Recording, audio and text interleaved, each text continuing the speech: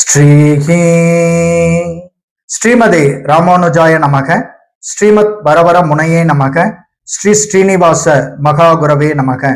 ஆழ்வார் எம்பெருமானார் ஜீயர் திருவடிகளே சரணம்.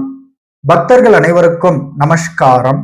அடியேன் நந்தகுமார ஸ்ரீனிவாசதாசன், ஸ்ரீ கிருஷ்ணா வேதக்கல்வி நிலையம், காட்பாடி, வேலூர். மனிதனின் வாழ்க்கை பாடமான ஸ்ரீமத் பகவத்கீதையினுடைய 18 அத்தியாயங்களின் பெயர்களை இந்த காணொளியில் நாம் தெளிவாக அனுபவிக்க உள்ளோம். பகவத்கீதை குழப்பத்தில் இருந்த பகவான் ஸ்ரீ கிருஷ்ணருடைய நண்பன், சீடன் மற்றும் உறவினனான அர்ஜுனன் மூலமாக இப்பூலகத்தில் பிறப்பெடுத்த அனைவருக்கும் அருளப்பட்டது. ஆம், பகவான் ஸ்ரீ கிருஷ்ணர் மானிடனாக பிறப்பெடுத்த அனைவருக்கும் அர்ஜுனன் வாயிலாக பகவத்கீதையை உபதேசித்துள்ளார். அப்படிப்பட்ட மிகப்பெரிய பொக்கிஷமான 4 வேதங்களுடைய சாரமான பகவத்கீதையினுடைய 18 அத்தியாயங்களின் தலைப்புகளை, திருப்பெயர்களை இன்று இந்த காணொளியில் நாம் தெளிவாக அனுபவிக்க உள்ளோம். பகவத்கீதை மொத்தம் 18 அத்தியாயங்களையும் 700 ஸ்லோகங்களையும் உள்ளடக்கியது. அதனுடைய தமிழ் பெயர்கள்: முதலாவது அத்தியாயம், பகவத்கீதையினுடைய முதலாவது அத்தியாயத்தின் பெயர் அர்ஜுன விஷாத யோகம். அர்ஜுன விஷாத யோகம், அதாவது அர்ஜுனனின் துயரம், அர்ஜுனன் கலக்கமடைதலை குறித்து இந்த அத்தியாயம் தெளிவாக விளக்குகிறது. அடுத்ததாக பகவத்கீதையினுடைய 2வது அத்தியாயம் சாங்கிய யோகம். ஆம், கீதையினுடைய 2வது அத்தியாயம் சாங்கிய யோகம். இந்த அத்தியாயம் ஆன்மாவின் இயல்பு மற்றும் செயலற்ற தன்மையை குறித்து தெளிவாக விளக்குகிறது. பகவத்கீதையினுடைய 3வது அத்தியாயம் கர்மயோகம். பகவத்கீதையினுடைய 3வது அத்தியாயத்தின் பெயர் கர்மயோகம். தர்மத்தின்படி செயல்களை செய்தல் எவ்வாறு என்பதை கர்மயோகம் தெளிவாக விளக்குகிறது. அடுத்ததாக பகவத்கீதையினுடைய 4வது அத்தியாயம் ஞான கர்ம சந்நியாச யோகம். ஞான கர்ம சந்நியாச யோகம் என்ற தலைப்பு கொண்ட பகவத்கீதையினுடைய 4வது அத்தியாயம் ஞானம் மற்றும் தியாகத்தின் மூலம் விடுதலை பெறுதலை குறித்து தெளிவாக விளக்குகிறது. அடுத்ததாக பகவத்கீதையினுடைய 5வது அத்தியாயம் கர்ம சந்நியாச யோகம். ஆம், கர்ம சந்நியாச யோகம் என்கிற தலைப்பு கொண்ட பகவத்கீதையினுடைய 5வது அத்தியாயம் தியாகம் மற்றும் செயலின் உண்மையை குறித்து தெளிவாக விளக்குகிறது. அடுத்ததாக பகவத்கீதையினுடைய 6வது அத்தியாயத்தின் பெயர் தியான யோகம். தியான யோகம் என்ற தலைப்பு கொண்ட பகவத்கீதையினுடைய 6வது அத்தியாயம் மனதை கட்டுப்படுத்தி உன்னத நிலையை அடைதல் எவ்வாறு என்பதை தெளிவாக விளக்குகிறது. ஆம், பகவத்கீதையினுடைய தியான யோகம் என்கிற தலைப்பு கொண்ட 6வது அத்தியாயம் ஒரு மனிதன் எவ்வாறு தனது மனதை கட்டுப்படுத்தி உன்னத நிலையை அடைய முடியும் என்பதை தெளிவாக விளக்குகிறது. அடுத்ததாக பகவத்கீதையினுடைய 7வது அத்தியாயம் ஞான விஞ்ஞான யோகம்.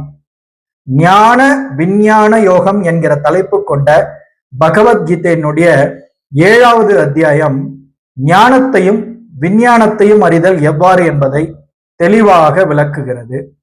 அடுத்ததாக பகவத்கீதையினுடைய 8வது அத்தியாயம் அக்ஷர பிரம்மயோகம். அக்ஷர பிரம்மயோகம் என்கிற தலைப்பு கொண்ட பகவத்கீதையினுடைய 8வது அத்தியாயம் அழியாத பிரம்மத்தை பற்றி அறிதலை குறிப்பிடுகிறது.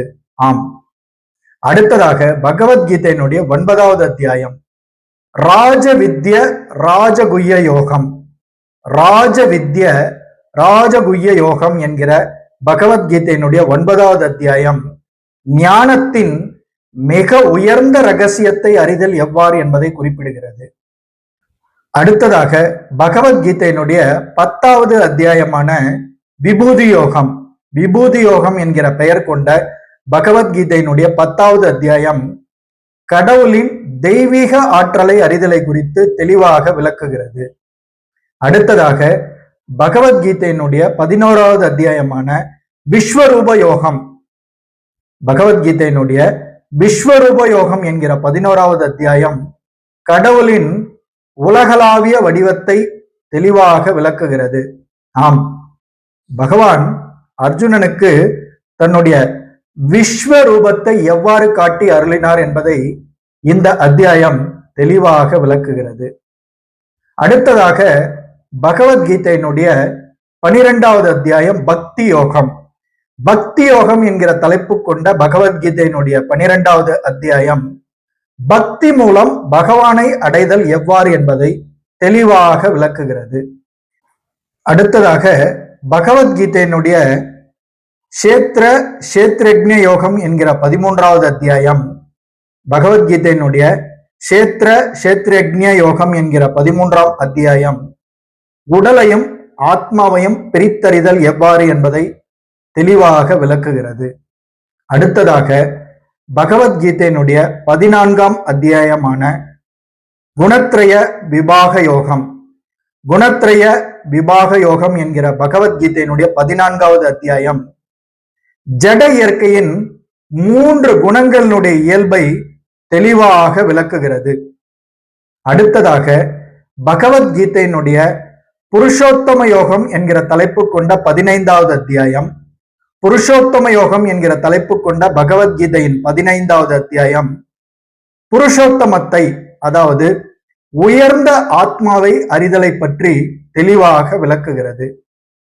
பகவத்கீதையினுடைய அடுத்த அத்தியாயமான 16வது அத்தியாயம் தெய்வாசுர சம்பத் விபாக யோகம், தெய்வாசுர சம்பத் விபாக யோகம் என்கிற பகவத்கீதையினுடைய 16வது அத்தியாயம் தெய்வீக மற்றும் அசுர குணங்களை பிரித்தறிதல் எவ்வாறு என்பதை தெளிவாக விளக்குகிறது. அடுத்த அத்தியாயமான பகவத்கீதையினுடைய 17வது அத்தியாயம் சிரத்தாத்ரய விபாக யோகம், சிரத்தாத்ரய விபாக யோகம் என்கிற பகவத்கீதையினுடைய 17வது அத்தியாயம் நம்பிக்கை மற்றும் குணங்களின் இயல்பை தெளிவாக விளக்குகிறது. இறுதியாக பகவத்கீதையினுடைய இறுதி அத்தியாயமான 18வது அத்தியாயம் மோக்ஷ சந்நியாச யோகம். ஆம், மோக்ஷ சந்நியாச யோகம் என்கிற தலைப்பு கொண்ட பகவத்கீதையினுடைய இறுதி அத்தியாயமான 18வது அத்தியாயம் தியாகம் மற்றும் விடுதலைக்கான இறுதி பாதையை தெளிவாக விளக்குகிறது.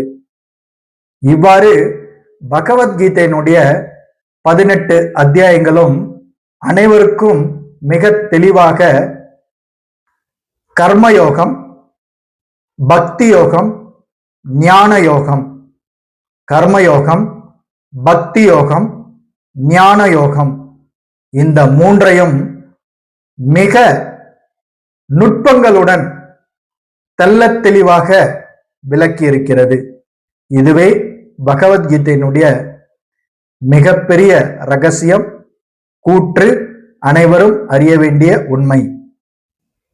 ஆதலால் வாருங்கள், அனைவரும் பகவத்கீதையை தெளிவாக கற்று வாழ்க்கையில் நடைமுறைப்படுத்தி பயனடையலாம். குறிப்பாக பகவானுடைய திவ்ய திருவருளுக்கு பாத்திரமாகலாம். ஸ்ரீ கிருஷ்ண கீதம் என்னும் நமது யூடியூப் சேனலில் பகவத்கீதையினுடைய அனைத்து ஸ்லோகங்களையும் தமிழ் மற்றும் ஆங்கிலத்தில் தனித்தனி காணொளிகளாக தெளிவாக விளக்கி பதிவிடுவது என்று முடிவெடுக்கப்பட்டுள்ளது. அந்த வகையில் அனைத்து பக்தர்களும் பகவத்கீதையை தெளிவாக புரிந்து கொண்டு ஏதேனும் சந்தேகம், ஐயம் இருந்தால் அதை நிவர்த்தி செய்து கொண்டு வாழ்க்கையில் நடைமுறைப்படுத்தி பயனடைய வேண்டும் என்று அடியேன் மிக தாழ்மையாக கேட்டுக்கொள்கிறேன். இத்துடன் ஸ்ரீமத் பகவத்கீதையினுடைய 18 அத்தியாயங்களுடைய பெயர்கள் அடங்கிய இந்த காணொளி இனிதே நிறைவு பெறுகிறது. பக்தியுடன் வழங்கியோர் ஸ்ரீ கிருஷ்ணா வேதக்கல்வி நிலையம், காட்பாடி, வேலூர். மிக்க நன்றி. சர்வம் ஸ்ரீ கிருஷ்ணார்ப்பணம். ஜெய் ஸ்ரீமன் நாராயணா.